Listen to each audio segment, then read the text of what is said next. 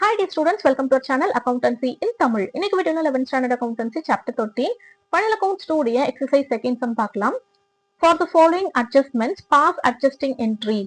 So இந்த adjustmentsக்குலாம் நம்ம adjusting entries போடணும். First outstanding wages கொடுத்திருக்காங்க. So first thing நம்ம என்ன பண்ணணும், என்ன account அப்படின்றத main account அப்படின்றத பார்க்கணும். இதுல நமக்கு wages அப்படின்றது தான் main account. Second thing, இது நமக்கு expense ஆ income ஆ அப்படின்னு பார்க்கணும். இப்ப வேஜஸ் அப்படின்றதுனால நம்ம பே பண்றது தானே, அதனால இது எக்ஸ்பென்ஸ். ஓகேவா? சோ எக்ஸ்பென்ஸ் அப்படின்னா நம்ம என்ன பண்ணுவோம், டெபிட்ல போடுவோம். ஓகேவா? அண்ட் இது கரண்ட் இயர்க்கானது அப்படின்றதுனால நம்ம இதுக்கு ஆக்சுவல் என்ட்ரியே போட போறோம். சோ வேஜஸ் அக்கௌண்ட்டை நம்ம டெபிட்ல போடுறோம், அதோடைய ரெப்ரசன்டேட்டிவான அவுட்ஸ்டாண்டிங் வேஜஸ் அக்கௌண்ட்டை நம்ம கிரெடிட்ல போட போறோம். ஓகேவா? கிளியரா உங்களுக்கு? வேஜஸ் அக்கௌண்ட்டை டெபிட்ல போடுறீங்க அப்படின்னா அவுட்ஸ்டாண்டிங் வேஜஸ் அப்படின்றத நீங்க கிரெடிட்ல போட்டுக்கணும். அட்ஜஸ்டிங் என்ட்ரி ஃபார்மேட் எல்லாமே கரெக்டா போட்டுருங்க. wages account debtor to outstanding wages account போட்டு 5000 rupees both debit and creditல போட்டுக்கோங்க. being wages outstanding adjusted அப்படின்னு நரேஷன் எழுதிக்கோங்க. Next depreciate machinery by 1000 rupees கொடுத்திருக்காங்க. depreciation அப்படின்றதுக்கு நீங்க தனி சாப்டரே பார்த்திருப்பீங்க. depreciation அப்படின்றது நமக்கு, அதாவது பிசினஸ்க்கு லாஸ் தான். ஓகேவா? ஏன்னா இயர் பை இயர் மெஷினரி உடைய வேல்யூ வந்து கம்மியாயிட்டே வருது, நம்ம பிக்சட் அசெட் உடைய வேல்யூ. அதனால பிசினஸ்க்கு இது லாஸ் அப்படின்றதுனால நம்ம இதை டெபிட் பண்ணணும். ஓகேவா? டெப்ரிசியேஷன் அக்கௌண்ட்டை டெபிட் பண்ணணும்.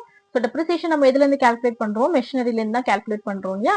அதனால மெஷினரி அக்கௌண்ட் நம்ம கிரெடிட் பண்ணிக்கிறோம்.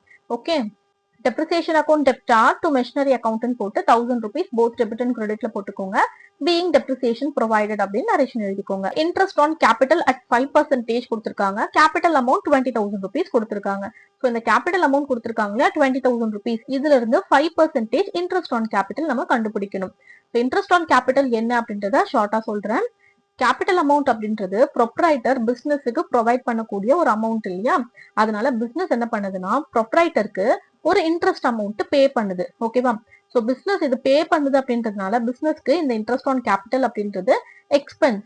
ஸோ எக்ஸ்பென்ஸ் அப்படின்றதுனால நம்ம என்ன பண்ணுவோம், டெபிட்ல போடணும் இந்த interest on capital. Okay, so interest on capital நம்ம எதுல இருந்து கண்டுபிடிக்கிறோம், கேபிட்டல் அமௌண்ட்ல இருந்து தான் கண்டுபிடிக்கிறோம் இல்லையா? இந்த கேபிட்டல் அக்கௌண்ட்டை நம்ம கிரெடிட்ல போட்டுக்கணும். ஓகே, ஸோ ஃபர்ஸ்ட் 20,000ல 5% எவ்வளோ அப்படின்றத பார்க்கலாம். ஸோ 20,000 இன்டூ 5/100 போடுங்க. 2 ஜீரோவை ஸ்ட்ரைக் அவுட் பண்ணுங்க.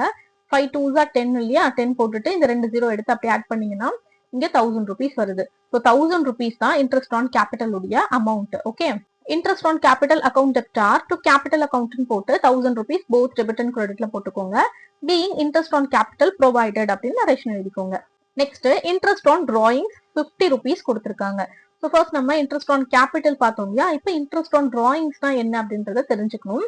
அதாவது ப்ரொப்ரைட்டர் இருக்காரு இல்லையா, ஃபர்ஸ்ட் அமௌண்ட் ப்ரொவைட் பண்ணதுனால பிசினஸ்க்கு அது கேபிட்டல் அமௌண்ட். ஓகேவா? இப்ப அந்த கேபிட்டல் அமௌண்ட்ல இருந்து வித்ட்ரா பண்ணி எடுக்கிறாரு, அவருடைய பர்சனல் யூஸ்க்காக வித்ட்ரா பண்ணி சம் அமௌண்ட் வந்து அவரு எடுத்துக்கிறாரு அப்படின்னா அதுக்கு பேரு டிராயிங்ஸ். ஓகே, சோ கேபிட்டல் அமௌண்ட்டை ப்ரொப்ரைட்டர் எடுத்திருக்காரு இல்லையா, அந்த அமௌண்ட்டை அவரு திருப்பி கொடுக்குற வரைக்கும் பிசினஸ்க்கு அவரு இன்ட்ரெஸ்ட் பே பண்ணணும். ப்ரொப்ரைட்டர் வந்து பிசினஸ்க்கு இன்ட்ரெஸ்ட் வந்து பே பண்ணணும்.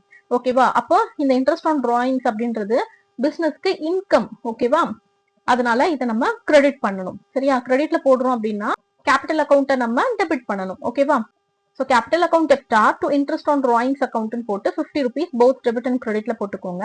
Being interest on drawings provided அப்படின்னு நரேஷன் எழுதிக்கோங்க. Write off bad debts 500 rupees கொடுத்திருக்காங்க. ஸோ பேட் டெப்ஸ் அப்படின்றது என்னன்னா வாரா கடன் அப்படின்னு சொல்லுவோம். ஒரு பர்சன் நம்ம கிட்ட இருந்து கூட்ஸ் வாங்கிட்டு போயிருக்காங்கன்னு வச்சுக்கலாம். அந்த கூட்ஸுக்கு அவங்க இன்னும் அமௌண்ட் நமக்கு தரல.